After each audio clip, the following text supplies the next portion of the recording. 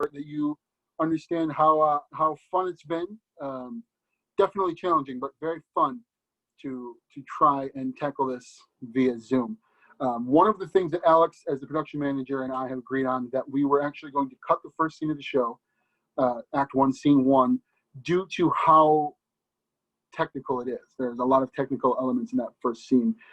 Instead, I'm going to give you a brief synopsis of that scene before we get started, which I'll be narrating the show anyway. So the scene is actually our character Eleanor coming home from college to take care of her mother who is sick. The scene is told via a series of voicemails, the first one being their nosy neighbor, Miss Throgmorton. The second voicemail you hear, you actually hear their mother, who has made her way outside, can't make her way back home, which is why she actually ended up in the hospital. And the third voicemail you hear, which you won't hear, you will actually hear the other two. I'm going to play them in place of Act 1, Scene 1. But the third voicemail you hear is her brother Patrick coming home, her estranged brother, leaving a message that he's coming home. Without further ado, I'm going to turn my video off, and so the actors can get geared up. And without further ado, this is Built of Ivory by Pharyne Stephney-Gremore. Characters: Eleanor Ames, 21, a biracial white-black college dropout. Patrick Butler, 27, her white half-brother. Time: the present. Scene: the living room of their mother's second-story apartment. It's a shabby room full of cheap secondhand furniture. The main door leads to an apartment stairwell. One exit leads to the back hallways of the apartment toward the bedrooms and bathroom. The opposite side has a chipped countertop that connects to an offstage kitchen. There's an outdated landline phone and answering machine in the room, as well as a small freestanding bookcase. There are small piles of books stacked throughout the room, on every surface, tucked in every nook, the remnants of an avid reader's battle with cancer. A few half-filled boxes with various household items are scattered about, as if someone started the moving process but quickly gave up. Above the apartment walls hangs the semblance of a ship's sail. Act 1, Scene 1. Hi, Connie, dear. This is Mrs. Throgmorton, your neighbor. I'm calling because I think I saw your daughter sneak back into the house last night at a very unreasonable hour. And I thought you should know it woke up my dogs. I think she's been imbibing, or come to think of it, it might have been drugs. Oh, I just think it's great that your daughter's back from college. I'm sure she's a big help to you these days. How are you feeling, by the way? I don't see you walking in the mornings like I used to, so I hope that doesn't mean that things have gotten worse. But anywho, if you could let Eleanor know that some of us in this building have a decent bedtime, oh, that would be greatly appreciated. Okay, bye-bye, sweetie.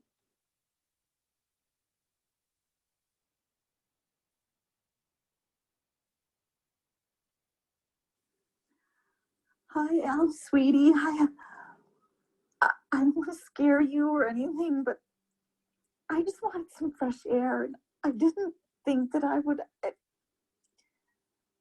don't remember your cell phone number, and I don't know where I am, but this nice man let me borrow his phone. Excuse me, what was that? Fifth? Else, this man says that I'm at 5th and Waters, okay? If you could come and get me, that would be great, because it looks like it's about to start raining. Act 1, Scene 2.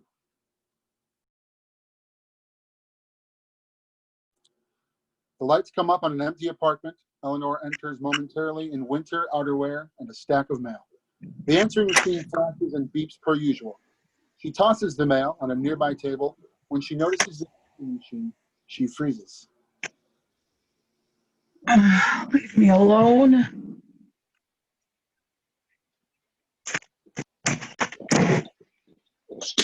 Shit.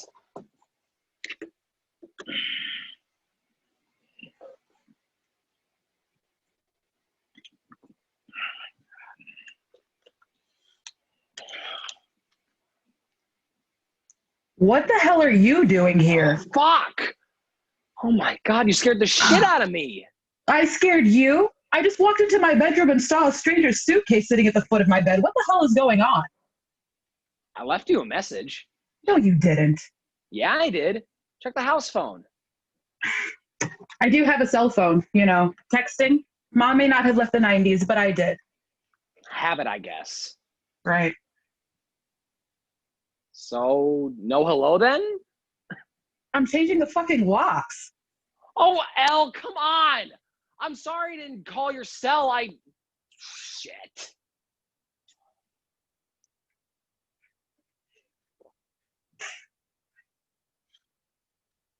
There are so many books. Mom loved to read. The only thing she liked to do towards the end when she, still lived here. Well, I thought her hoarding instinct had gotten better over time. How would you know? Have you even seen Mom? No. Not yet. Well, you should. While you still can. Won't be much longer. I will. Yeah, okay. Whatever. Make yourself at home. But I guess I don't have to tell you that, right? I mean, you already claimed our own room with your suitcase, so. Our room? My room. Whatever. And most girls don't spend the first 12 years of their life sharing a room with their older brothers, so. Oh, I mean, I can take your room. I'll take Mom's while you're here. No, I'll take Mom's. It doesn't matter to me. No. It was just habit for me. Stay in your old room. A little nostalgia might do you some good. So, you're 21 now, right? It's weird seeing you drink. I imagine it's weird seeing me do just about anything. I'm sorry I came out of the blue. I really did call. Check the messages. Why? They're never good. Hospitals and doctors. And bill collectors and occasionally Mrs. Throgmorton. Mrs. Throgmorton? From down the hall? She's still alive? And nosy as ever. Wasn't she like 90 years old when we were kids? Yeah, and you can still spot her speed walking down 10th Avenue every afternoon in her red visor and fanny pack. That lady is going to outlive us all. Do you remember when getting mail was fun? What?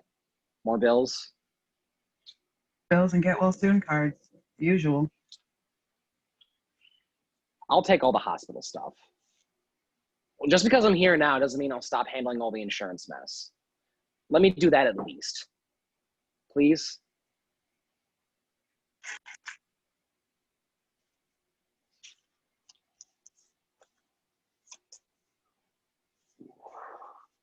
So, you want to get dinner or something? You can get me caught up on Mom. We've got plenty of dinner options here. You should see all the crap people have been dropping off. The freezer's practically overflowing. We've got frozen lasagna from the Turners, frozen lasagna from the Casters, frozen lasagna from the Bakers, and I think Mrs. Throgmorton made a quiche. Turners and Bakers? Jesus Christ, does nobody ever leave this building? Only you. It's like this place is stuck in time or something. Yeah, well, frozen lasagna, pick your poison. Whatever you want. So, you moving? Moving where? I don't know. I mean, I just assumed, with the boxes, I got drunk one night and started packing up Mom's things. Total dick move, I know, but that just, I don't know. Seems stupid to put it all back. So, daughter of the year. Want some help?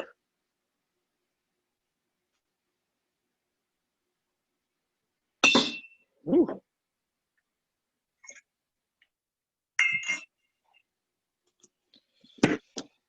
So, what's your plan? Oh, Patrick. We aren't all privileged enough to make plans. Some of us just have to ride it out. Believe it or not, I can relate. Plans change for everyone. Oh, yeah? Yeah, I'm actually in the process of moving, so, Moving? Where? I'm moving back. What do you mean back? I'm moving back. Here. To Indy? Yeah. Is this a joke?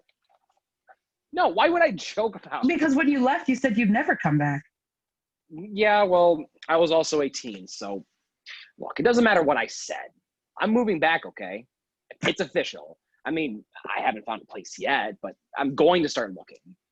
I've already made up my mind. What does Erica think? She's, This is about Mom. Right, Mom, who you haven't seen yet. I told you, I'm moving back. What? Why? Why is this turning into an interrogation? Because Mom was dying 4 months ago and you didn't seem to give a shit, so why now? I should have come sooner. Yeah, but you didn't, did you? Too busy planning a wedding. That's not even... Go see Mom. I told you I'm gonna. I will. Act 1, Scene 3.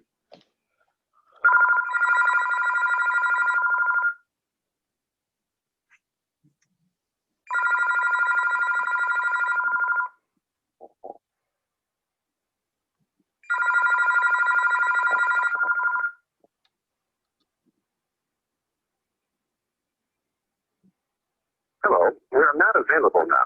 Please leave your name and phone number after the beep. We will return your call. Hey, big brother. Thought I'd call the house phone instead of your cell. Since you're back, you know, have it reinstated. Pick up the phone.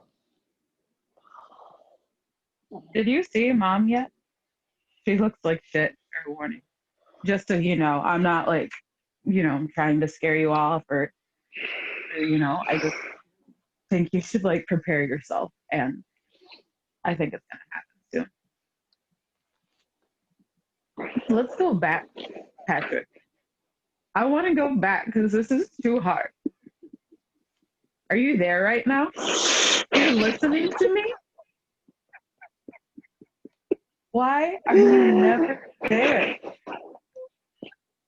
It gets old, talking to myself all the time.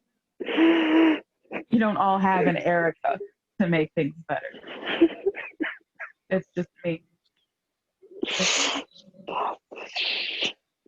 I love low and dream.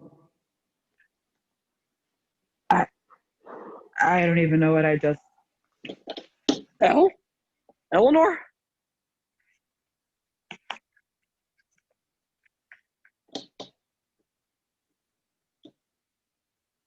Message deleted.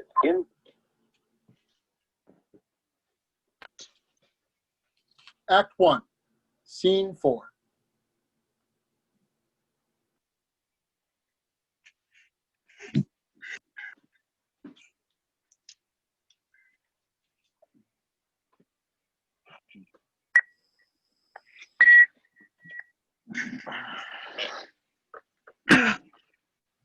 What time is it? Almost 9.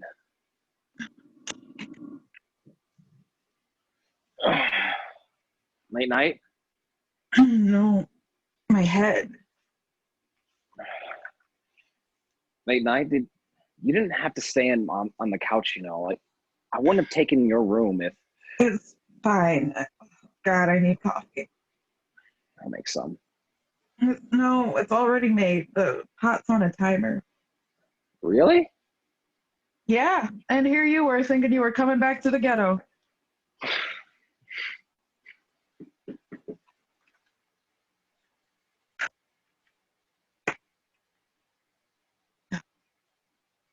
Oh my God, I'm an idiot.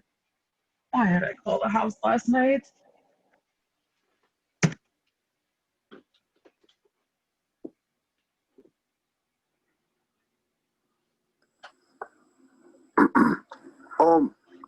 Hello, Eleanor. It's me again, Donald Harris.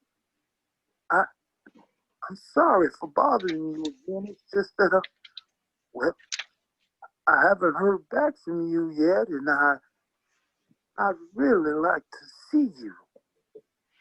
It's important to me, and I think it'll do us both a lot of good. So I gave you my number already, and you should call me. Please call me. Wow. Someone sounds desperate.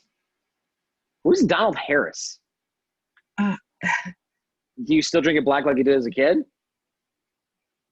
Yeah. Good. Good. So, who's Donald Harris? The guy in the message. Donald Harris. Did you meet him at a bar or something? What? You don't want to tell me? That's fun. I get it. It's not that. It's Nope. I get it. I really do. it's not like You're an that. adult. I'm not here to judge. I played the machine because I was expecting, looking for something. No, not really. You were expecting what? Nothing. I like had this stupid thought that last night You what? So who is Donald Have you Harris told your really? dad? I already told My you. dad? Yeah, have you told him about Mom? I mean, does he know? You know she's sick. You told him? Yeah, why? I just didn't know if you still talk to him. That's all. Yeah, well, I tried, but as you well know, communication isn't exactly my strong suit. And he's batshit crazy, which doesn't help things. Saw him a couple weeks ago. My dad? Where? The Circle K on the corner. He's in town? I guess. I was walking out and there he was, and He didn't see? Did he see you at all? I don't know. I tried to keep my head down. I'm not exactly his favorite person. He didn't say anything, though. No, but he didn't look so good. What do you mean? He looked, I don't know, sick. Sick? He just didn't look very healthy. What does that even mean? He was drunk. I thought you didn't talk to him. I know what a drunk looks like. He looked like he hadn't bathed in days. He could barely walk. I think he might be homeless at this point. No, that doesn't. No. Thought you should at least know. You haven't been around in 9 years. Yeah, but I check in with him. I mean, he has a cell phone, so I know if he was homeless. I would. Did you see Mom yesterday? No, not yet. Figures. I told you I'm going to. I told you I'm moving back. Oh, great. Wonderful. So glad. You don't believe me, do you? Look at me, Elle. You don't need to worry about me leaving again. I know I haven't been around in a while, but... It wasn't just a while. I know. How many times are you going to make me apologize for leaving? Until I hear one that's sincere. I'm sorry for being a shitty brother to you and a shitty son to Mom, but cut me some slack, okay? I'm trying to make things right. I want to be there for Mom now, to make up for all the, for all that not being there. I want to make it up to you too. You've sacrificed so much recently, like dropping out of music school, moving back home. For the past 4 months, your whole world has revolved around taking care of Mom. And I know. once she's gone, I want to be there to take care of you. I can take care of myself. I can see that. You're not a kid anymore. And I know I can't pretend like I didn't miss a lot of things. No, you can't.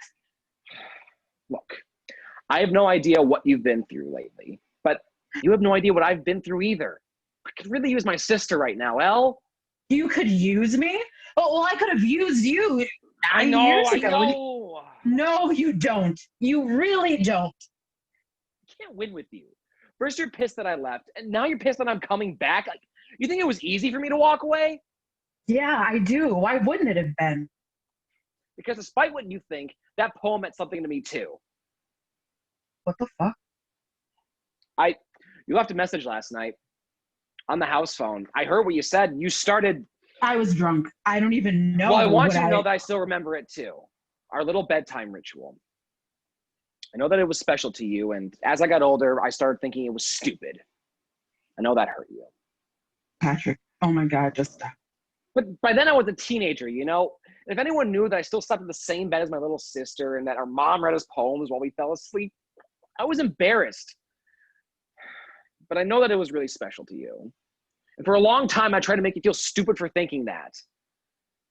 But I really do remember the poem. Our favorite. Patrick. I love to sit alone and dream and dream and dream. And fancy's boat to softly glide along some stream where fairy palaces of gold and crystal bright stand all along the glistening shore. A wondrous sight. Stop. Elle, I said stop. Why are you doing this? I think I just stopped caring about you, but that's not what happened. You have to forgive me at some point. You have to. I've earned that at least, right? I'm actually trying, and you're just holding grudges, and it's not fair. You still remember the whole thing? I remember it too. All of it. For years, it was like that book never left Mom's side. Those poems, all of them were magical. But Midday Dreamer. Why do we like that one so much? Because I think it made us think that this apartment, shitty as it was, could be our giant ship, and that maybe we wouldn't have to stay here forever. I'm so sorry I left you here. There's no excuse for it. I'm so sorry, Eleanor.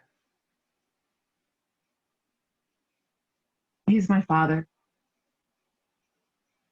What? Donald Harris, the man on the answering machine. He's my biological father, and he's been trying to contact me for over a week now because he finally wants to meet me. Hold on. What do you mean he's your... What the hell? How did he get your number? I don't know. How long has this been going on? A week and a half, I think. And you didn't tell me. Tell you? Why would I tell you? Until last night, I hadn't seen You haven't you tried contacting him, though, right? No, I haven't, which is why he keeps calling back. I've been so busy with Mom and everything, I haven't had a chance yet. Yet? Well, I'm gonna call him back eventually. No, you can't do that. Let's not do this, okay? Hey, listen to me. I don't want to argue about this, so just drop it. No, it doesn't work like that. Come on, Elle, you can't be serious. About what? About meeting him. Will you look at me? Just think about it for a minute. I don't need you to tell me to think about it for a minute, okay? I've been thinking about it nonstop. But you can't do this to Mom. Excuse me? It would... It would what? Kill her? No worries there. I think the tumor will beat me to it. You just said that. Out loud. Oh, please, get over it. I'm the one who's been taking care of her for the past 4 months. You haven't done anything. Except foot the bill. Well, congratulations for actually having money, Patrick. Well, I'm sorry, my contribution has been so small. Since I had to drop out of school to come home, I don't have a fancy degree like you, which means I've only been able to do little things like, I don't know, drive her to the ER and clean up her vomit, spend every waking hour with her holding her hand while she cries about not wanting to die. But let's not forget that you are footing the bill. So thank you so much for that. You've made your point, all right.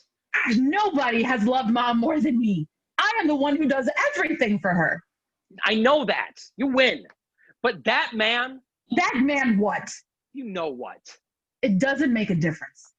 How could it not make a difference? Because it doesn't change the fact that he's my father. But he raped her. That doesn't... How can you even think about meeting him? Because I have a right to meet my dad.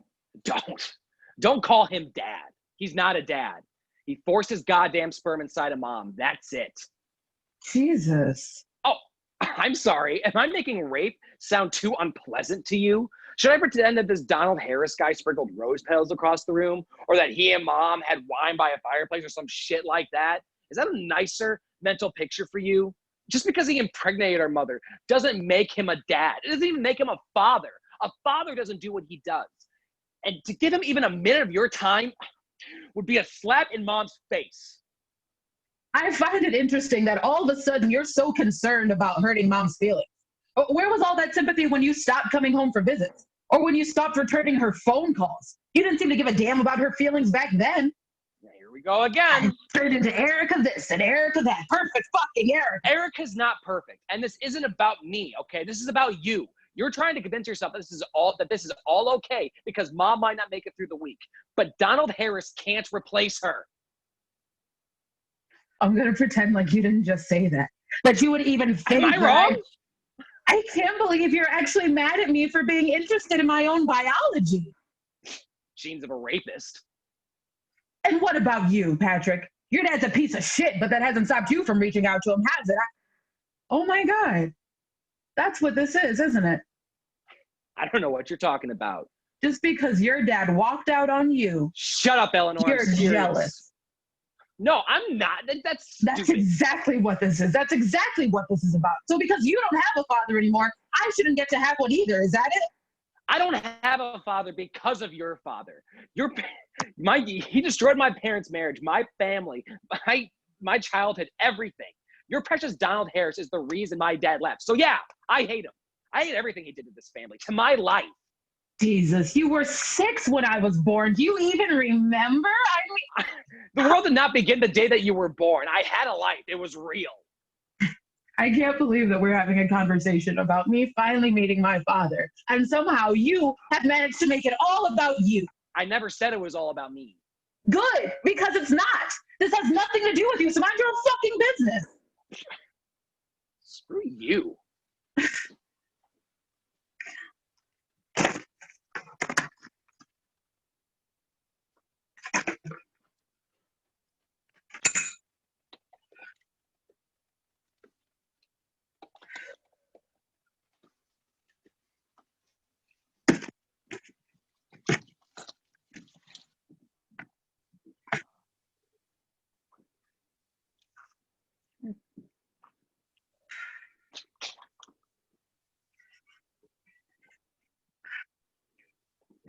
Since when do you smoke? Would you believe me if I said it wasn't the worst of my vices? Mom hated to sell cigarette smoke. Yeah, well, Mom's not coming back here.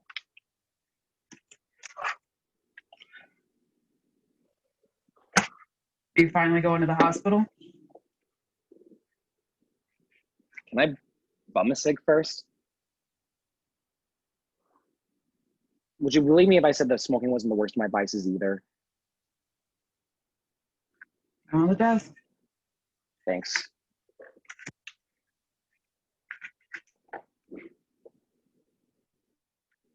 Marlboro Reds? Yeah. What, too strong for you? Don't tell me you smoke pussy shit. Menthols usually. Ugh, God, get out. In my defense, I didn't start smoking till I turned 23 and No, there's no excuse good enough to justify smoking menthol.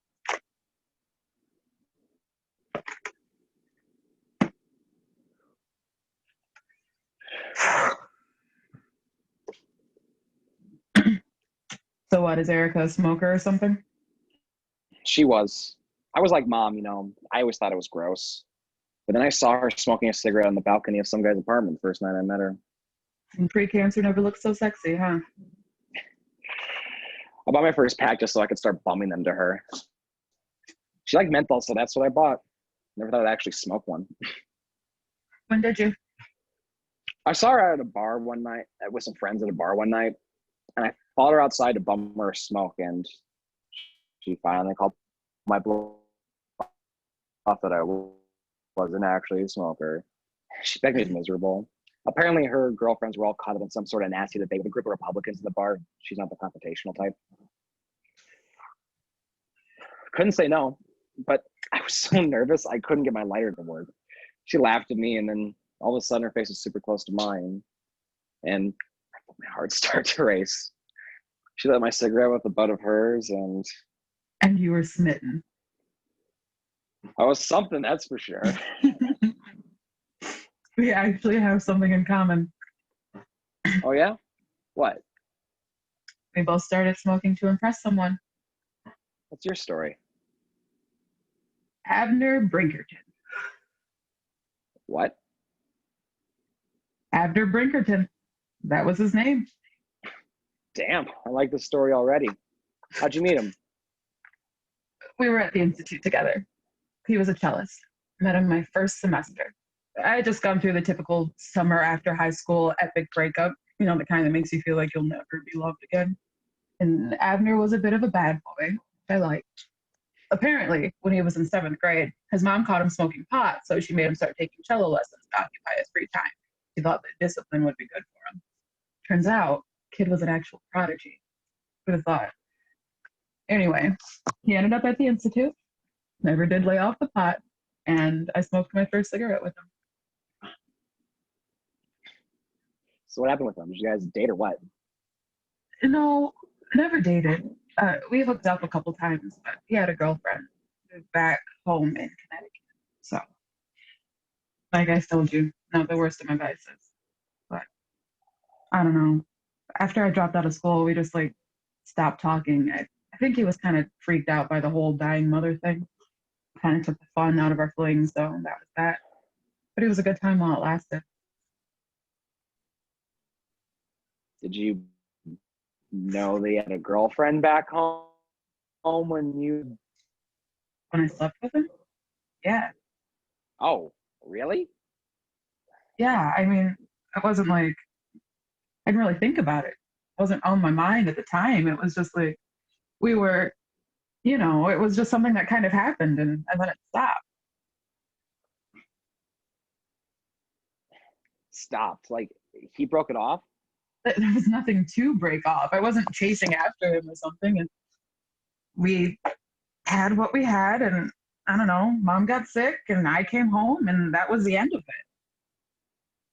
Okay, but what if you had stayed in Cleveland? I know I wouldn't have kept it. I know none of my business, but Look, I'm not like you, okay? I'm not going around looking for true love or something. So if you're trying to somehow compare my situation to yours, I'm not. Completely different. Abner and I weren't in love. But you're telling me you're not at least a little bit, you don't feel a little bit bad for his girlfriend? Like, aren't you at least a little bit curious about what happened between the two of them? Why would I be curious? I mean, you slept with another woman's boyfriend. You have to be interested in how that played out. No, not really. You don't care whether or not he told It's none of my business. Like, you don't really feel guilty. Like, at all. Like, not even a little bit? I'm not the one who cheated. You act like it's nothing, and that's... It is nothing. We did what we did, and now it's over. His girlfriend isn't my problem. That's between him and her. But you don't even care about her. What? Her? No. Why would I care about her? Because I don't she's even a know her person. name. She's a person. She's a human being. I am not the problem. They were the problem. The fact is, most relationships end at some point. Statistically speaking, we're probably talking like 99% of them. I mean, unless you get it perfectly right your very first time, the love you feel for someone doesn't last forever. Sometimes it flips like a switch. Sometimes it fades. Sometimes you don't have a choice but to let it go. But the point is, one day it's there and then it's not. And that's normal. Those are the odds stacked against every couple and every relationship. So why should I expect anything more from me or Abner and his girlfriend? So because statistically speaking, most relationships fail, that gives you the right to go around, sleep around with someone else's boyfriend? Oh, screw you, Patrick. Don't try to make me feel guilty about this. And besides, she's probably better off without him anyway. If he hadn't hooked up with me, he probably would have with somebody else. I can't believe you're being so callous. I can't believe you're being so judgmental. I mean, wow. How can you hurt someone and not care? I mean, I just don't get it. What? What's so funny? Oh my God. You're absolutely oblivious. I mean, it's not like you've ever hurt anyone in your perfect little life. Keep it coming. Really. Keep turning everything back on me because I'm the bad guy, always. You screw a taken man and want to assume... Don't talk to me like I'm some kind of... I thought I was going to marry her. Oh, Erica? Yeah, I know. No, you don't. That much is very clear to me at this point. You have no idea what it's like to believe in love, to truly believe in it. But I do. I believed it for every second of every day since the moment I saw her smoking that disgusting cigarette in the balcony. It wasn't just a dream or some kind of fantasy. I felt it. I tasted it. It wasn't all in my head. It couldn't have been. So many times I just stare at her, marveling at the fact that I had this amazing, beautiful woman. And then she'd look at me and smile and then start to wonder. Was she even thinking about me at all? Was that smile for me or for him? I don't even know anymore. What the hell are you talking about? Did something happen with Erica? I don't know how you people do it. Sleep around with someone else who you know is taken. I mean, even if you don't even know the other person's partner, even if they're just a title with no face, I don't even know how you can do it. You're not getting married anymore, are you? Oh, God, Patrick, I'm so sorry. Don't. Really, I'm so sorry. I had no clue. You really don't have to. I don't even know what to say. Don't say anything. I mean, everything happens for a reason. Are you kidding me? I said don't say anything, and you literally choose the worst thing you can possibly say to a person. Everything happens for a reason. Well, no shit. Everyone knows about cause and effect. What I want to know is why some reasons are so unfair. That's just the way the world works. Well, you're just full of wisdom. Look, I get it that you're upset, okay? But maybe it was a good thing that the two of you didn't work out. It sounds like she was having an affair. That was it, right? She cheated on you? Happy people don't have affairs. Happy people don't have affairs? Who the hell do you think you are? Get that smug look off your face. Excuse me? You're so proud of yourself, aren't you? You and that guy, Abner. You got to be the girl he chose over his girlfriend. This has nothing to do with it. Does it make you feel good? Abner, Huh? Does it make you feel sexy? A nice little ego boost or... You need to back off. You're so proud of it, aren't you? God, I hate people like you. You think it's the world that's screwed up, but it's not. It's you. People like you are the reason the world was a living hell. And it's because people like you destroy everything and everyone around you. And then you stop caring. You just shrug your shoulders and say, oh, that's the way the world works. Well, it's not. It doesn't have to be. I'm not going to listen to this anymore. You can't come into my apartment and talk to me like this. This isn't your apartment. It's Mom's. You don't own anything. All you do is take and take and take, and none of it is yours. You don't deserve any of it. I'm going to the hospital. Yeah, run to Mom. Sounds like the perfect plan. It is the perfect plan because she's dying, Patrick. At least I give a shit. Stop acting like you're so much better than me just because you spent more time with her. You owe it to her, because I think that any woman with half a brain would have gotten rid of you the moment you were conceived, the very moment you could have even been a possibility. But she didn't. For some stupid reason, she didn't. She had a perfect life, perfect house, perfect husband, and a son who adored them both. The perfect family. And then you came along. All she wanted to do was forget about what that man, that disgusting Donald Harris, did to her. But no. You came out looking the way that you do, and she was forced to relive that nightmare over and over and over. She had to give up everything because of you, because you exist, and that is a debt you will never be able to repay. She had to give up everything because you're alive, because you exist, and you make her relive that every time she looks into your eyes. You're hurting me. I'm hurting you? I'm hurting you? Let go of me! Then go to your fucking nigger rapist father!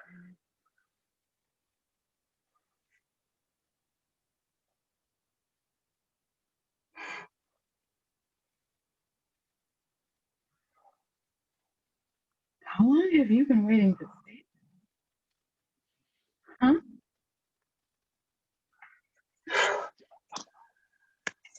I loved you more than anyone. When you were a kid and when my dad walked out and you were a kid, I would have done anything for you. When I was really young, I would have given anything just to help you out. All those nights of our bedtime ritual, me reading, like, you sleeping in my bed and falling asleep together, Mom reading us those stupid poems out of our favorite book. Once I got older, I may have dragged my feet and grumbled, but I did it. I did it for you. Even when I was 14, 15, 16, 17 years old, I held you in my arms every night because I loved you. Do you have any idea what it's like for a 13-year-old to learn that his sister was never supposed to exist? That it's her fault that his dad walked out because she came out with the wrong skin? For years, I thought my dad just evaporated. You see, because when you're young and stupid, you don't think about the obvious things, like what he must have thought when his wife was had a black kid. All those years, I was clinging to the thing that destroyed my family, and still, all those nights, you'd run to me and wiggle your way into my bed. And every time you begged Mom to read us that poem, I knew what you were, and I just laid there and took it until I couldn't take it anymore. So yeah, when I turned 18, I moved out. Is that so hard to believe? That I wanted to get out of this apartment, this goddamn. And what about me? You think I wanted to stay? I wanted that shit from our poem to take us away. You promised me it would. It was make believe. You promised. And then you left me to fend for myself. And we both know that I was taking care of Mom long before the cancer. All those panic attacks, the time she couldn't even get out of bed, I was there and you weren't. And we never talked about it. You have no idea how hard I worked to get into that institute. And you sure as hell don't know how hard it was to give it all up, to come back to this. But I did, because that's what you do for the people you love. You say that I don't know what it feels like to love. Well, you're wrong, because I love Mom. And I loved you. But you don't love me, do you? You haven't for a long time. That's not true. If I ruined your life the way you say I did, why the hell did you ever come back? To twist the knife a little deeper? Because I don't need that. I know where I came from, and I know the pain I've caused, but you don't. You don't see what you've done, and that's why you'll always be miserable, Patrick. Because really, healing would require you to admit that maybe you're not as good of a person as you think you are. But you can't handle that, can you? You can't stomach the possibility that maybe, just maybe, you're getting exactly what you deserve. So instead you wallow in self-pity and anger, and as much as it eats away at you, as much as it hurts and aches and burns, it's better than feeling guilty. And Patrick, just so you know, I hate people like you too. So at least we're on the same page there. I think you're what's wrong with this world, not me. You know what, sis? I don't think you could hate me even if you tried. Never mattered what I said. You always crawled into my bed every night, didn't you? I'm going to have a family. My father's going to hold my hands and wipe away my tears. And when Mom dies, he'll be there to comfort me. Who will you have, Patrick? Huh? Mom will be gone. Your dad will still be white trash, and me, I swear to God, I will forget I ever had a brother. Maybe. If you could have satisfied Erica, you'd still have her. But shit, you couldn't even do that, could you? You have never been enough for anyone.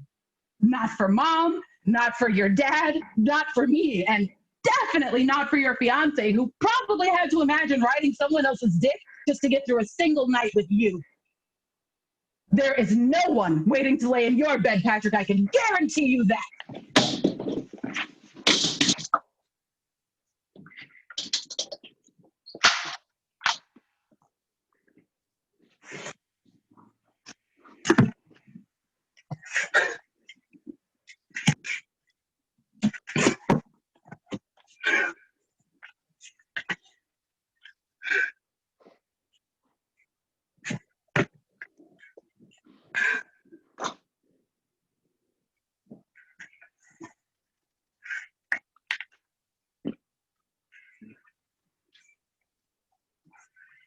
I love to sit alone and dream and dream and dream, and fancy's boat to softly glide along some stream where fairy palaces of gold and crystal bright dance all along the glistening shore, a wondrous sight. My craft is built of ivory and silver oars. The sails are spun of golden threads, and priceless stones of precious gems adorn its prow and round its mast, and 100 silken cords. My slaves are sprightly elves who, as they row, and as their shining oars they swing them to and fro, keep time to music wafted on the scented air, played by the mermaids as they comb their golden hair. And I the while lie idly back and dream, and let them row me where they will, down the stream. I thought it would make me feel better saying those words one last time. It didn't.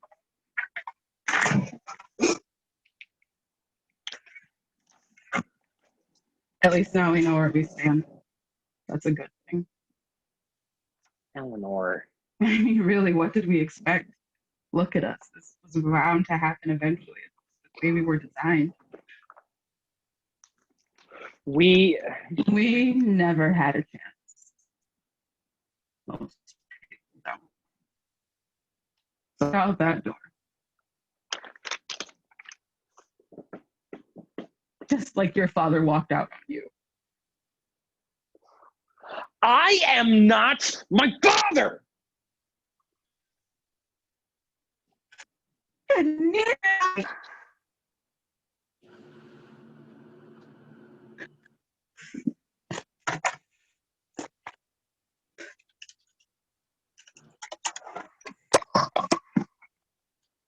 Hello. Hi. Dad? End of Act 1.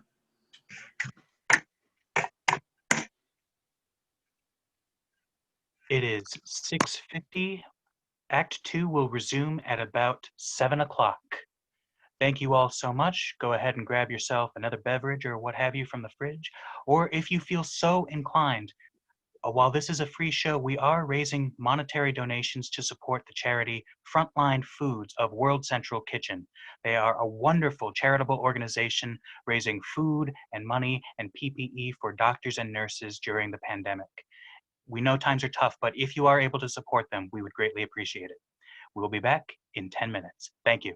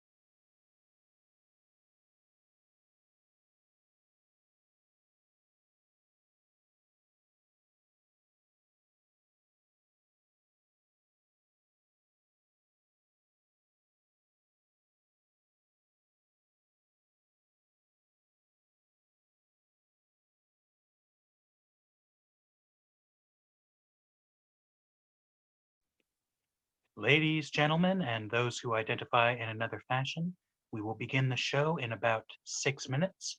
Actors, 5 to places. Thank you.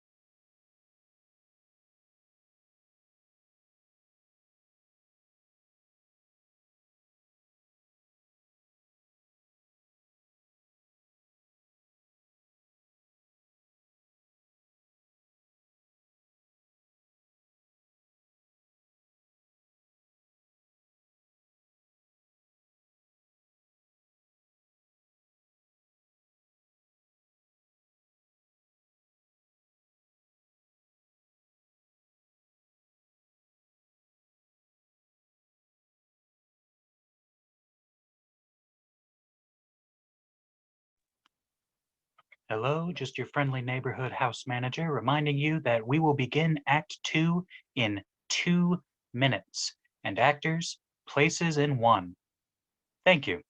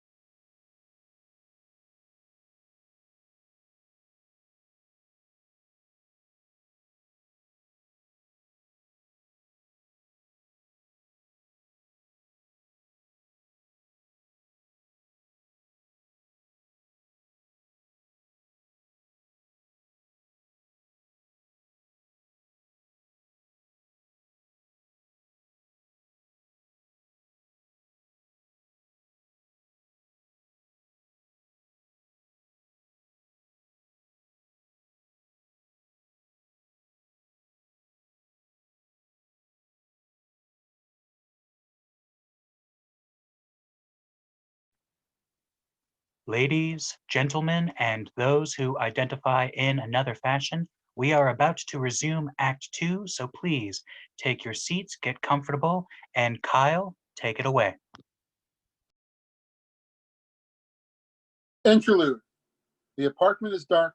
A light emerges on the sail. We are in the past.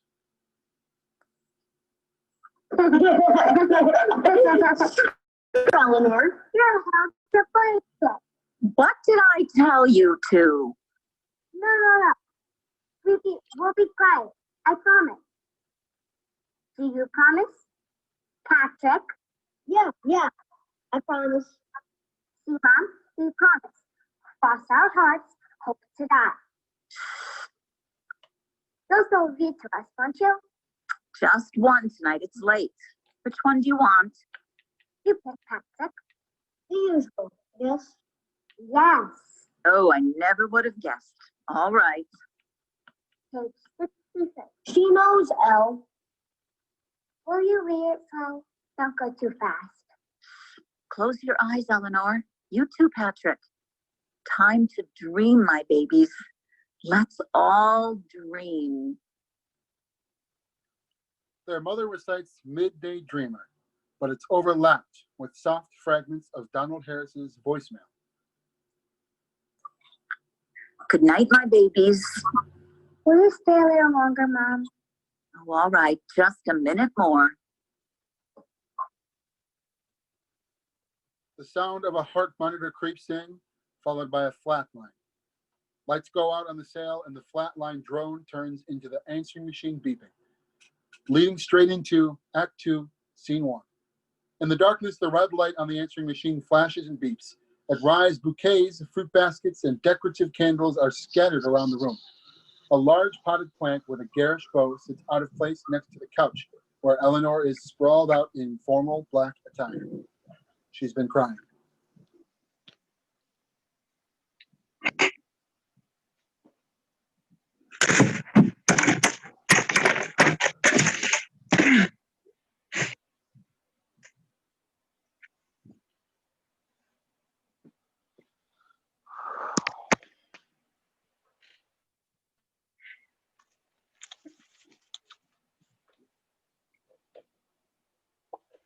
What are you doing here? I smoke. Get out. I brought the mail. I said get out. Fine. There's nothing of interest, by the way. The get well soon cards have turned into sorry for your loss cards. Same shit, different font. I could have helped you clean or, whatever. You got a lot of flowers.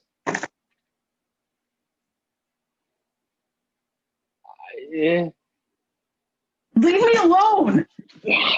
Oh, Elle, come on. Please, we buried our mother today. Does that mean anything to you? I just want to see how you were doing, since we haven't said 2 words to each other all day. Yeah, well, it was a funeral. You're not supposed to chit-chat. That's not my point. Haven't you said enough? Yeah, I have. Too much, actually. And I don't know where else to go. Not my problem. I know you hate me, but today we're family. You're my sister. Half sister. I didn't come here for a fight. Can we just think about Mom? Tomorrow, if you want to go back to hating me, that's fine, but please, not today.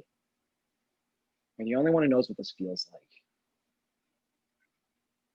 Fine. And make yourself useful and clean all this up. What? The flowers. Get rid of them. You mean you just want me to throw them all out? Yes. Trash days tomorrow. Right. Makes sense. If they don't go out tomorrow, then a week from now, they'll probably all be dead. This apartment already reeks of it. I'll do whatever you want. The trash bags are in the kitchen. Right. I'm been staying at the Motel 6, two streets over. Mm-hmm. Wait, what? Still sucks, by the way. Are you talking about the one we stayed at that time our building had the gas leak? Yeah. The one with the bugs that fell from the ceiling? Mm-hmm. Gross. Yep. How long ago was that, Ghastly? What was I, 12? No. That young? Yeah, it was the start of 7th grade. Remember, I said, damn it. And Mom said if I was old enough to swear, I was old enough to do my own laundry. And you flooded the motel laundry room. Yeah, I remember that. And Mom walked in. The first thing she said was, "Damn it, Patrick." The staff hated us. Didn't help that you stole the cookies from the hotel lobby every afternoon. Okay, I had to deal with bugs falling on my face while I slept. I think I was entitled to a handful of oatmeal raisin cookies after a long day at school. What is that man's name? The one who worked the hotel lobby in the morning. Is it Delaney or D? It started with a D. Donahue. Right, Donahue, right. What a dick. He hated you. Remember that? What did you tell Mom? He said that you were like a menace or something, but that wasn't the word. I don't remember. It was something pretentious, like I was becoming a detriment to the culture of the establishment. Yeah. Something stupid like that. Like the Motel 6 is on par with the Ritz. It's got like half a star on TripAdvisor. Mr. Donahue. Oh no, how dare I track a little dirt into the lobby. I mean, with all those Persian rugs to keep in pristine condition. If that stick was shoved any farther up his ass, it'd come out his nose. At least Mom was on your side. Well, of course. The guy totally insulted her. He actually had the nerve to question whether or not she was my mother. Oh, God, I remember that. Yeah, the prick was all like, I need to speak to her actual parents. And then Mom lifted up her shirt. I am her actual parent, and I've got the stretch marks to prove it. I can't believe he actually said that to her. It happened all the time. Well, I didn't have it much better. What do you mean? I mean, at least you two had the same last name. And Connie Ames, Eleanor Ames, Patrick Butler. I was the black sheep of the family. Or, anyway, you'll be happy to know that there haven't been any falling bug incidents this time. Or, I don't know. You probably wish there were, huh? I guess I deserve it. What the hell am I supposed to do with this? Who even sends something like this to a funeral? It's enormous. Check the card.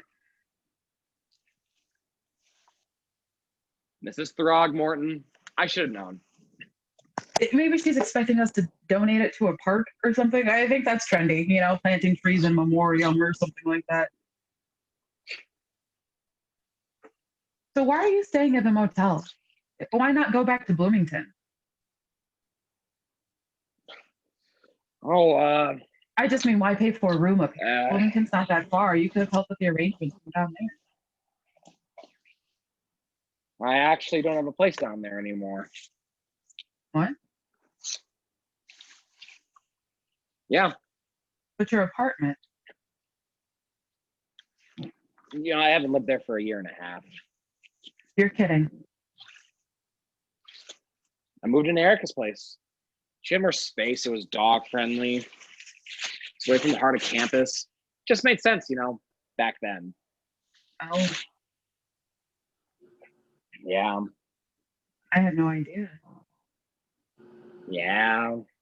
So you really did plan on moving back to Indy, huh?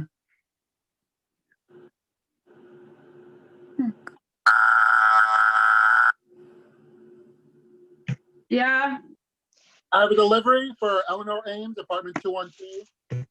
You can leave it. I need a signature. Fine.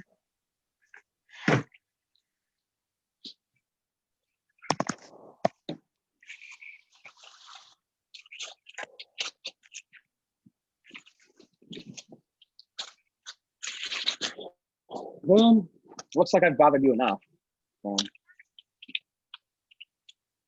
Had I known about Connie's pain and suffering, I might have done this sooner. Words cannot express the sadness in my heart for your loss and the loss of true beauty in this life. My thoughts remain with you and Patrick. Who's it from? Donald Harris. What? It's signed Donald Harris. Let me see that. What is this? Did you write this? Did I write what? What the hell? What the hell is this? Why did he write this? Why did he send the flowers? I don't know. You told him about Mom? No, I didn't. Don't lie to me. I'm not. Listen, okay. So the other day after you left, I called him. Of course you did. I was upset and angry, so I called him. We talked for like 3 minutes and then he stopped because he thought it would be better to speak in person. He said he had so many things he wanted to tell me, but that it didn't seem right over the phone. But then Mom, that was the next day. So I didn't go. I didn't call or cancel or anything. I forgot, and then I chickened out, and then everything was just so, I couldn't do it. You put all 3 minutes, Patrick. I talked to him for 3 minutes, and it was basically just 3 minutes of me crying. I could barely speak. You really didn't tell him anything about Mom? I didn't, I swear. Then why did he send the flowers? I don't know. He must have figured out what happened. But how did he know where to send it? How did he give you? Did you get him this address? Of course not. We made plans to meet at a coffee shop. I wasn't going to bring a stranger here alone. I'm not an idiot. Then how did he know? I don't know. How did he know my name? I don't know. Bullshit. What? Do you think I told him? You must have. You said you were going to tell him everything. I didn't. Then why did he mention me? I don't know. How many times do I have to say it? Maybe he found her obituary. I mean, that's pretty public. Anyone can look up an obituary. We're both listed. Oh, God. And maybe he found the address online or something. So he's stalking us now. Great. Who said anything about stalking? Calm down. No, I'm not going to calm down. You think about this, Al. He knows where you live. He knows that Mom died, and he knows where to send flowers, which means he's got way more information than I thought. This is dangerous. Maybe he was worried when I didn't show up for our meeting and he decided to dig. Why are you acting like a psychopath? A rapist has won you over with a bouquet of flowers, and you're calling me a psychopath? Yeah, you're right. I'm overreacting. You are overreacting. This doesn't sound like a rapist. I can't believe you just said that. Yeah, well. Anyone could put anything down on a piece of paper. It doesn't make it true. This doesn't sound like a rapist. Can you use your head for 2 seconds here? I just meant that it doesn't sound like a threat. He could have dropped the flowers off himself if he wanted to scope out the place or something weird like that, but he didn't. He just did the same thing that everyone else in our lives has done. He bought flowers for a funeral. It's creepy coming from him. What are you doing? Don't touch them. Oh, so now you're so interested in flowers? Back off, Patrick, okay? You know what you're doing. Throw all the flowers away, but if they're from a rapist. Stop it. You aren't even supposed to be here right now, so just leave me alone. I expected more from you, Al. Oh my God, no. No, no, no. Don't play the disappointed big brother card, okay? Don't even try. All right, fine. Fine, whatever. You win.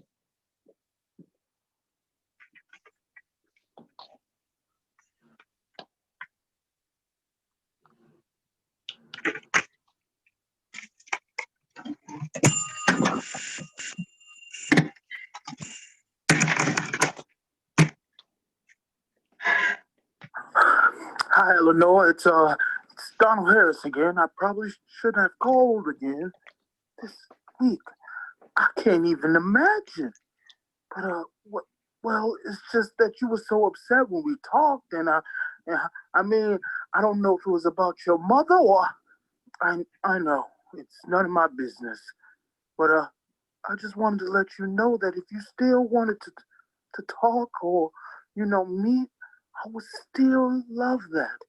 I would love that a lot. But there's no rush, or take your time, Well, if you change your mind, I understand. I really do. It's just, if I would have known that the other day was the only time I would have heard your voice, I would have said more. I would have listened more. I wouldn't have let my little girl keep crying. I don't know what I'm doing. I'm sorry. I just always wanted to know. The day Connie told me she took the pregnancy test, I just, well, I always wanted to know for sure, but she was too scared. I understand why, but, after you were born, Jason, he told me that you were his, and I don't know if you want to meet or not, but just know that if I could have been a father to you, I would have. God is my witness. I would have, Eleanor. I'm so sorry. I won't call again. Yeah.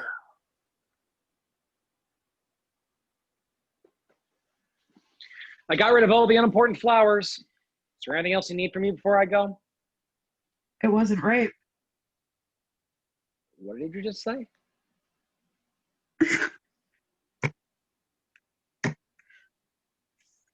I just always wanted to know. The day Connie told me she took the pregnancy test, I just, well, I always wanted to know for sure, but she was too scared. I understand why, but, after you were born, Jason, he told me that you were his, and I don't know if you want to meet or not, but just know that if I could have been a father to you, I would have. God is my witness. I would have, Eleanor. I'm so sorry. Did you hear that? Wait, what? He didn't rape her. There's no way. What the hell are you? Where is this coming from? It's a message on the answering machine. It's Donald Harris. Did you hear what he said about the pregnancy test? Mom talked to him the day she found out she was pregnant. Well, don't you get what that means? She knew him. Mom knew Donald Harris. Oh my God, it all makes sense. What makes sense? None of this makes sense. Her depression, the anxiety, those episodes she'd have. Bullshit. Bullshit? What do you mean? This message proves that she knew him, or at least she knew how to get a hold of him after it happened. Doesn't mean that he didn't. Did you even listen to the message?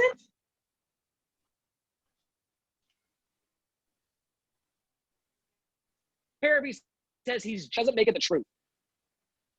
But we have to at least wonder. He's a stranger, a rapist. Okay, but what if he's not? Oh my God, this is ridiculous. You're smarter than this, Al. Just listen to me for 2 seconds. That's all. You listen to me. I know you want Donald Harris to be a good guy. Listen to the message. That's all I'm asking. I didn't play it from the very beginning, but really listen to it, okay? Listen to his voice, his words.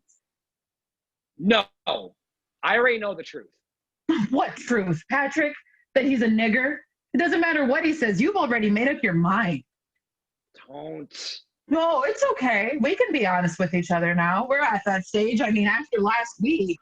I'm done talking about him. Because he's a nigger. Jesus, just stop saying that word. I get it, all right? Get it? Oh, no. No. You can't possibly get it. Because that word, that idea is something that you can never be. So no, you don't get it. Okay, fair enough. Look, I don't want to turn this into a thing. No, it's a thing. At least not today. I don't give a shit what day it is. Why are you doing this? I don't know. Maybe because I'm just a stupid nigger. No, you're not, Eleanor. But sometimes you could be a real bitch.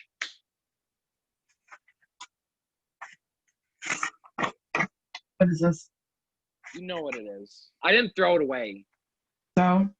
I've been carrying carrying it around in my pocket for the past week now. And every time I try to throw it away, I can't.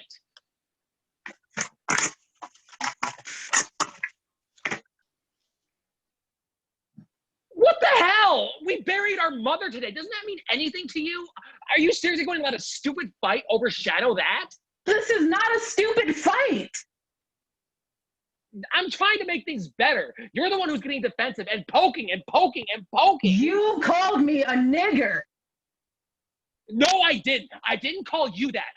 Why didn't you just say you're sorry? Because I'm not.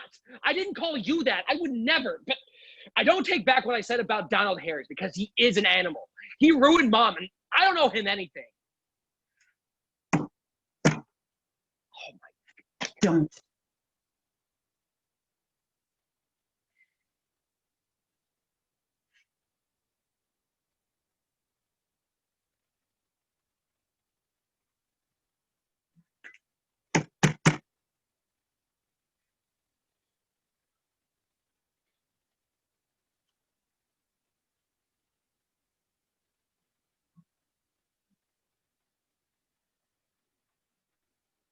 Don't you want to know the truth? Because it doesn't add up. You have to at least acknowledge that much. But words cannot explain. Or, take your time. Or if you change your mind, I understand. I really do. It's just, if I would have known that the other day was the only time I would have heard your voice, I would have said more. I would have listened more. I wouldn't have let my little girl keep crying. I don't know what I'm doing. I'm sorry. I just always wanted to know. The day Connie told me she took the pregnancy test, I just, I always wanted to know for sure, but she was too scared. I understand why, but after you were born, Jason, he told me that you were his, and I don't know if you want to meet or not, but just know that if I could have been a father to you, I would have. God is my witness. I would have, Eleanor. I'm so sorry. I won't call again. Yeah.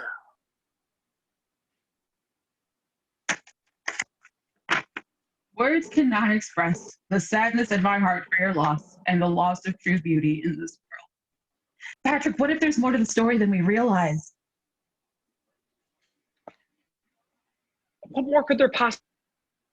What if he loved her and she loved him? No. It would make sense. How would that make sense? There's nothing logical about that at all. Maybe she wasn't happy with her husband and she... You mean my father? Don't say your husband. You know exactly what you're doing right now. My dad versus yours. She could have had an affair. Jesus, Mom did not have an affair. How would you know? She wouldn't do that. Yeah, and neither would Erica, right?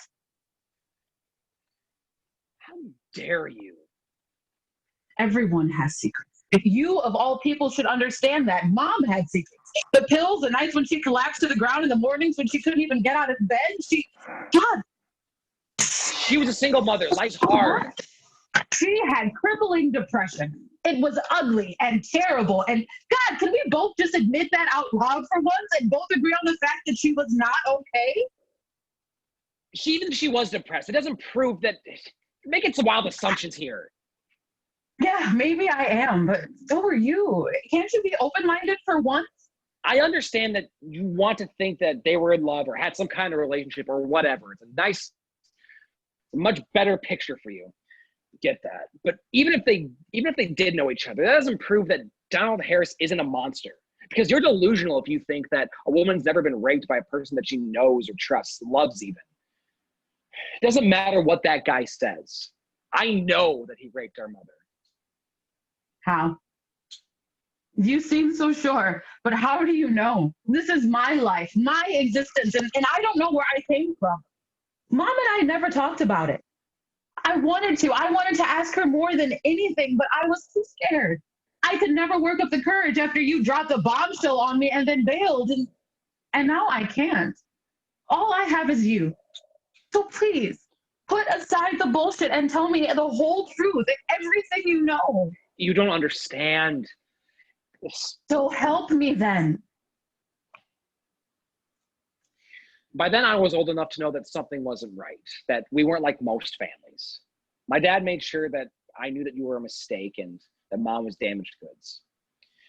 I remember the one weekend he actually took me to his place, and I wanted help with my homework. He couldn't tell me the definition of saunter, but he made sure I knew what a whore was. He told me that mom had gotten herself ruined and that she could never be the same. See, that sounds like she upset I had my first beer that weekend. Dad had a couple of his buddies over, and I figured they'd be too drunk to realize I'd stolen one of his beers. I took one of them and snuck it into my room. Well, the closet where he put my sleeping bag. But he did notice. He counted them. I don't understand what. And the next thing I knew, he was yanking me out of my sleeping bag by my leg. I wiggled in there head first, trying to drink a beer without him knowing. I thought he was going to be furious, but he just started laughing. He put me on his shoulder and took me upstairs and to announce to the whole room that Pat wants to be a man. And he poured me a shot of whiskey and I choked it down. And he told me I was a man, or as much of a man a virgin twat could be. And they were watching a movie. I don't know, some kind of dirty, What, porn? Yeah, maybe. Some sort of cable thing. Look, I don't know. But I remember asking Dad if I could go to bed, and he said that I was part of the gang now and that I could stay up with them if I wanted to. I didn't, but kind of did. I mean, I knew it's, I'd seen pictures before, but nothing like, I closed my eyes at some point. I don't remember when. I just remember my dad smacking me, not to hurt me, just, like jolt. And he pointed at the screen and he told me to watch because I deserve to know the truth about mom, about why she left, about why he left. Compared mom to a porn star. Jesus Christ. No, you didn't see it. What that guy was doing to her, there was screaming and crying, and she wasn't enjoying it. You know what I'm saying? Why would they watch that with you? Who does that? I was 13. And I mean, I knew what sex was, but I didn't know it could be like that. But that night it all started to come together. And then when I went back home the next day, I cornered mom in the kitchen. I'd asked her about you so many times, and she had always dodged my questions, saying that it wasn't polite to bring up people's race and that all colors were beautiful. But this time I just wouldn't give up. Why is Eleanor black? I just want to know why Eleanor's different. I kept asking her over and over again until finally she just started sobbing. You know the way that she used to carry on. She couldn't breathe. Yeah. And usually that'd be enough to make me back off, but this time I just had to know. So I asked her again, why is Eleanor black? I didn't understand what I was doing to her by asking. I know it wasn't Dad who did this to you. It couldn't have been. Then it just sort of clicked. Like the movie, and I couldn't get it out of my head. So I took a breath and asked, I know who did this to you. A black man, right? I know what he did. She dropped the knife that she was holding and clapped straight to the ground. And that's when I started to cry too, because I figured it out. Dad was right. She was ruined. And we just sat there for the longest time. And I didn't care that I was 13 years old being held by my mother. I knew that she needed me, that she had been holding in that pain for so long. I didn't know any of that. No, you didn't, because I protected you. From that day on, I didn't want you to know where you'd come from. I'm so sorry he did that to you. Wait, what? Your father, he watched you. No, that's not. Don't stick up for him. Not after everything he's said and done. I didn't just tell you all that just so you could shit on my dad some more. We both know he's an asshole. You're an asshole. He's a monster. He wasn't always. I swear to God, it was only because your dad screwed up his entire world. Come on. We both know if he was a real man, he wouldn't have left you. That was his choice. He screwed up his own world, and he screwed up yours too. And any daddy issue you have now is because of him. I don't have daddy issues. You're the one with some sort of weird complex. And this isn't about my dad. So just stop poking your nose where you don't belong.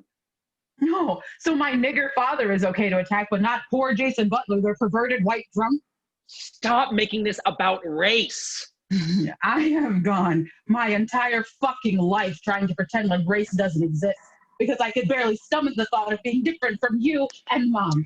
I am not the one that made this about race. That was you. So for once in your stupid little privileged life, just sit down, shut up, and listen to me. Privileged? I grew up here, same as you, from the same broken home. So what about my life has been exactly privileged, huh? Truly privileged? Not a whole lot. You're right. Our childhood was shitty, and none of it was our fault. But what makes you privileged is that somehow you feel like you deserve a free pass because, well, let me tell you something. You don't. So sit down, shut up, and listen to me.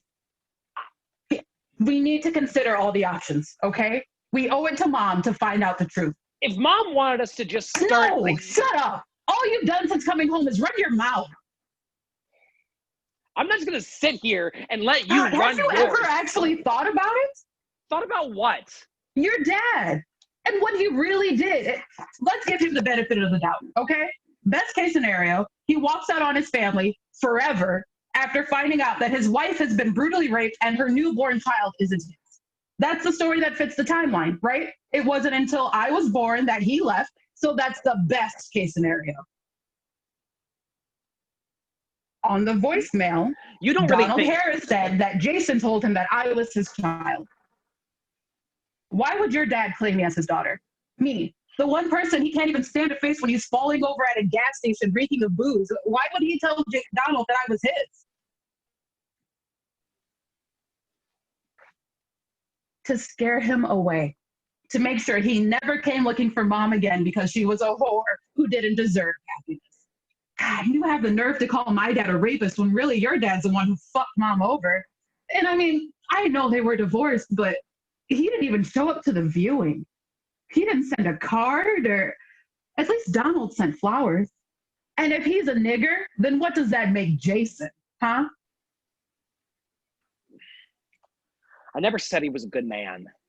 As hard as it would have been, he could have stayed. If his wife was raped and she didn't tell him until I was born and she didn't have a choice, well, he could have swallowed his pride. And he could have been a father to you, to me. He could have protected us. He could have been a husband, and we could have been a family. A screwed up family, sure, but still a family. But he had the choice to be a real man with honor and dignity. And I think you've forgotten that, Patrick. Or maybe you never considered it in the first place. There's always a choice. But maybe that pride was a little too hard to swallow. Because you tell me, which is more humiliating for white suburban Jason Butler? Finding out your wife was raped by a black man, or finding out she was in love with one? Think about Erica. What?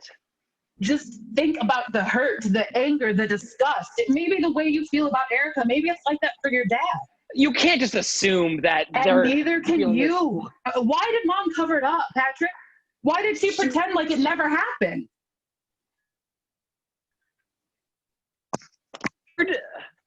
Even after she found out she was pregnant? I mean, obviously she was terrified, but instead of coming out with it, she hid it, buried it deeper, and prayed that it wasn't Donald's, that I was her husband's, but she must have known there was a chance. She talked to Donald the day she found out she was pregnant. That doesn't... You were having error. But it does prove that Mom lied, and that's what I'm trying to say.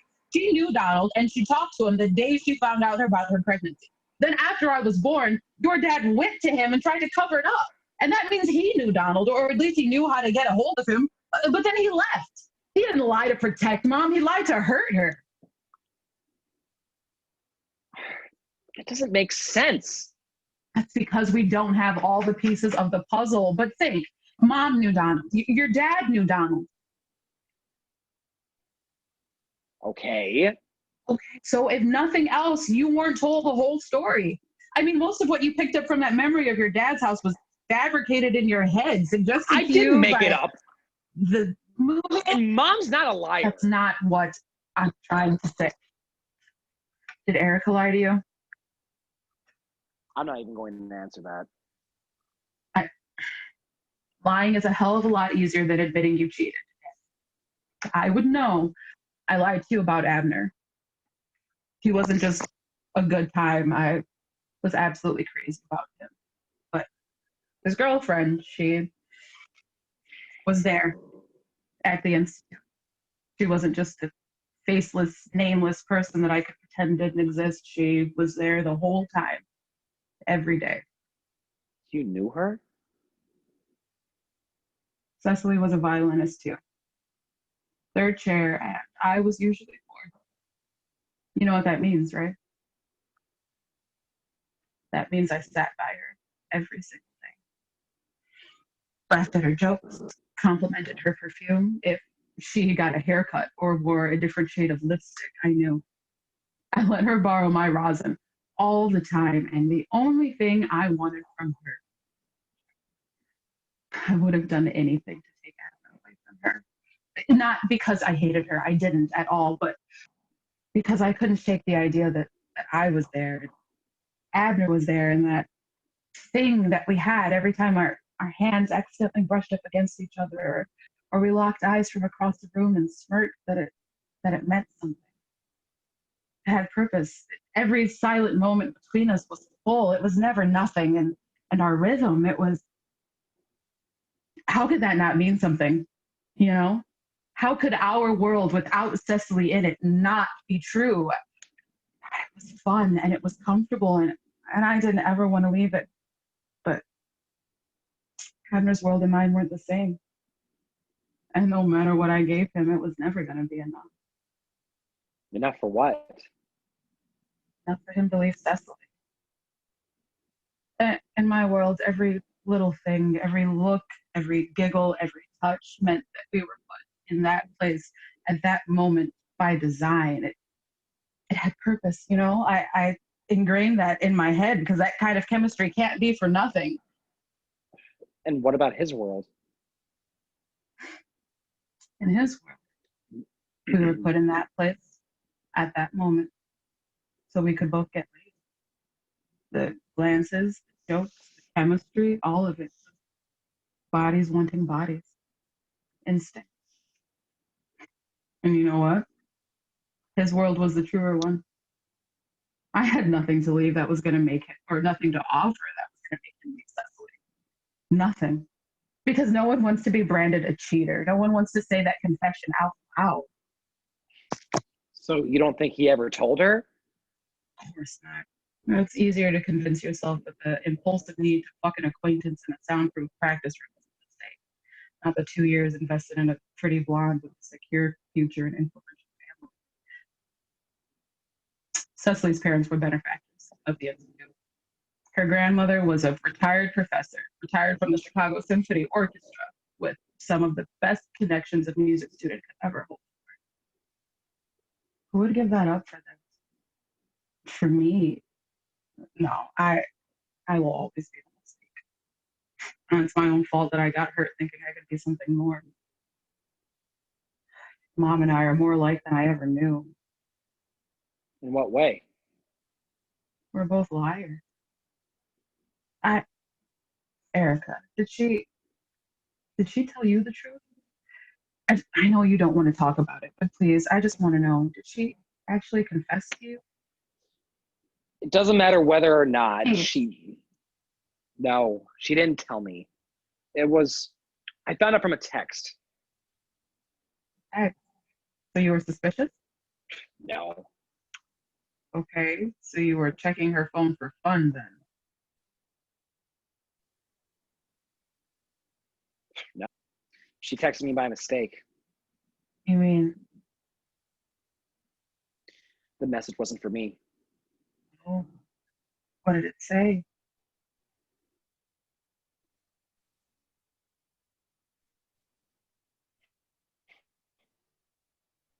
Sad face. But tonight, I'll dream of your lips between my thighs. I can fucking guarantee you that. Patrick.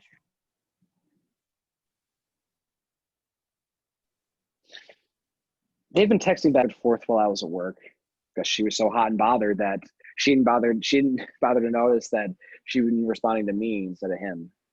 What did you do? I just kept reading it over and over. I was trying to make sense of it, you know, like surely there was somehow I misunderstood. Like there was surely an explanation that I was somehow missing. So I got in my car and I drove around, saying the message out loud, thinking that if I could find the right inflection, that somehow it would seem better. But it never did.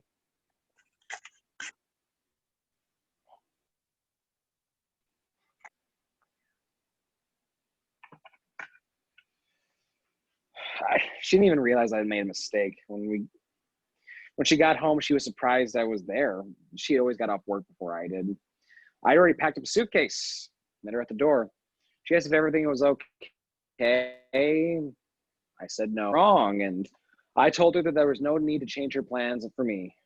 I walked out the door, got my car, and drove away. Wait a minute, when did this happen?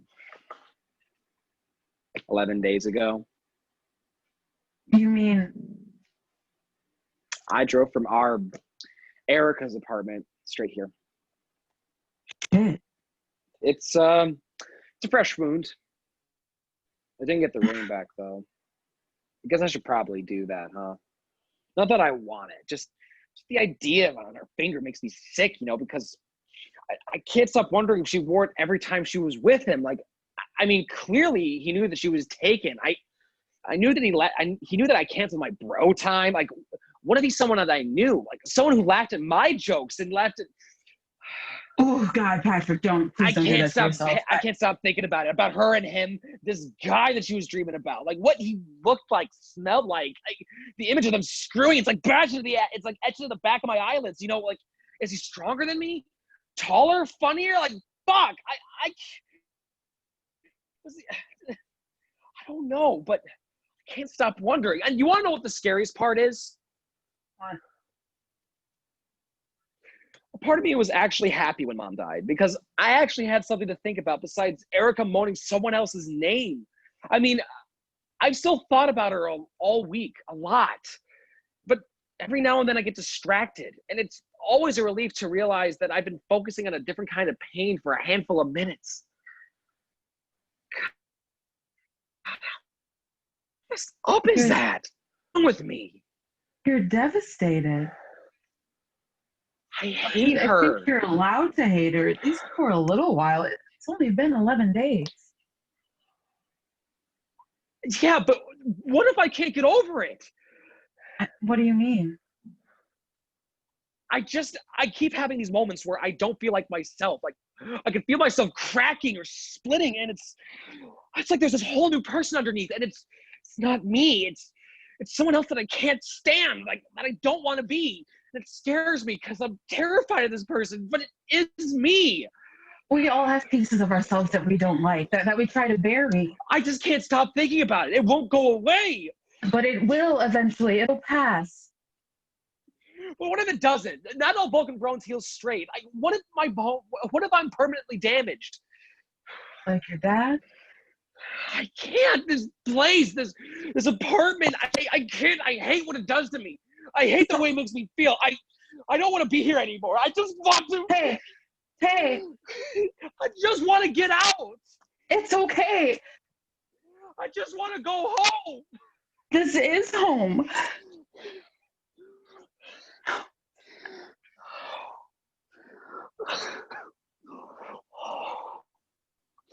Oh, God. I'm losing my mind. I'm sorry. I don't know what that was. I'll pull it together. No, don't say that. No. Shouldn't. This is stupid. No, it's not. Hey, remember when I lost my Beanie Baby pig at that gas station in Fort Wayne? The pig? Yeah, you were traumatized. You held my hand the whole car ride home. I did? Yeah, I don't remember that. I do. I just remember how much. Yeah, and as annoying as it must Just have remember how been, much you cried. you never told me to stop. You just let me carry on, and you never let go of my hand. You were so upset. I know. Over losing a stupid Beanie Baby. I probably could have replaced it on eBay for 50 cents. I wish our biggest problem was losing a stuffed animal. And that'd be nice. When you're young, you feel like it's never going to get harder. They tell you to enjoy being a kid while it lasts, but they never tell you why. Because if you knew, you'd be scared to death every time your birthday rolled around. I'd give anything just to go back, just for a day, to not know how hard everything gets. Still dream. And Fancy's boat along some stream.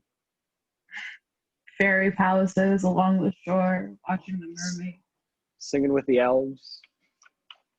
Imagining that maybe one day I really would sail a magnificent ship. When did you stop dreaming? I don't know.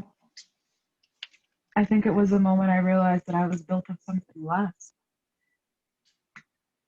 Why do you think she kept me? What? Mom, last week you said that any woman would have a brain. I said a lot of stupid things No, that day. it's fine. You were right. I'm lucky to even be here. I know that. That's why I never doubted that Mom loved me. She didn't say it often, but I felt it. And that was always enough. But now that it's not enough anymore. And now I want to know why. I want to know why she didn't get rid of me. The same reason she didn't get rid of me. I was her son. You were her daughter. You and me weren't the same, though. You were supposed to happen. I wasn't. In no world, in no scenario was I supposed to exist. I've been a problem since before I was even born. From the very beginning, I'm everyone's worst fear come true. Hey, no. Dirty laundry, a destructive secret, a whisper, a mistake, a regret. That's all I've ever been. That's what I'm built of. Not to me. The poem. The poem doesn't change anything. It doesn't change who I am. But you still remember every word, though, right? Yeah, so that's who you are to me. My little sister who believes that things really do mean something, that they have worth.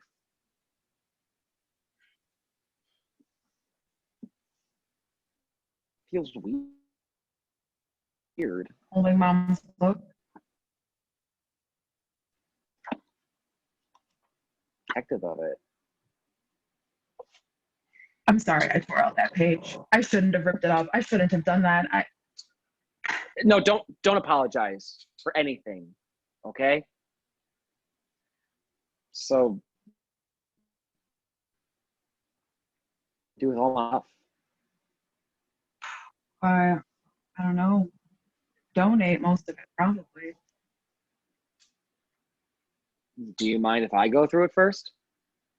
Of course you can. Take whatever you want. You're not going to give this away, are you? You want it?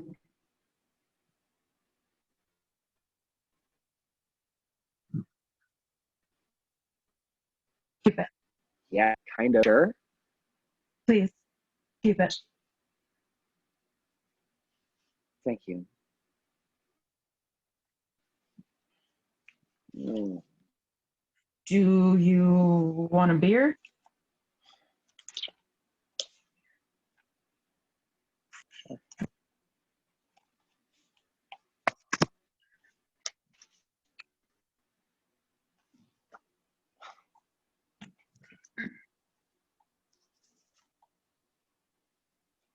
Are you okay? What? Yeah. Yeah, I'm fine. Okay, good. Are we? Yeah. Really? If you can, Yeah. you know, forgive.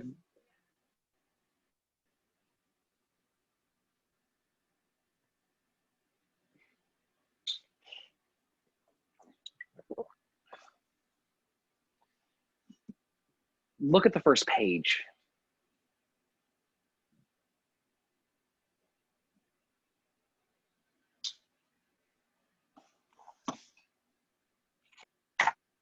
Is this? My beloved Connie, for you and yours, and possibly ours, I give all my love. Donnie, did you just find this? What do you think it means? I know one way to find out.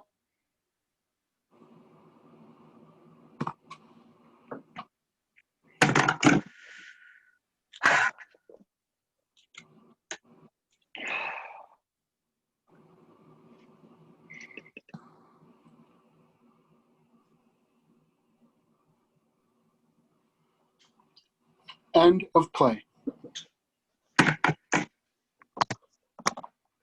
Hello, everyone. Thank you very much for joining us for the closing performance of Built of Ivory with Fleeing Artists Theater. I'd like to ask the actors back so I can do one more curtain call with them. Thank you very much to Kilian Collins, who played Patrick. Thank you to Raven Ariele, who played Eleanor. And then Alex Witalski, my production manager, artistic director of Fleeing Artists. Take it away. I'm sure everyone's doing the same. Right. Thank you. Thank you, all three of you, so much.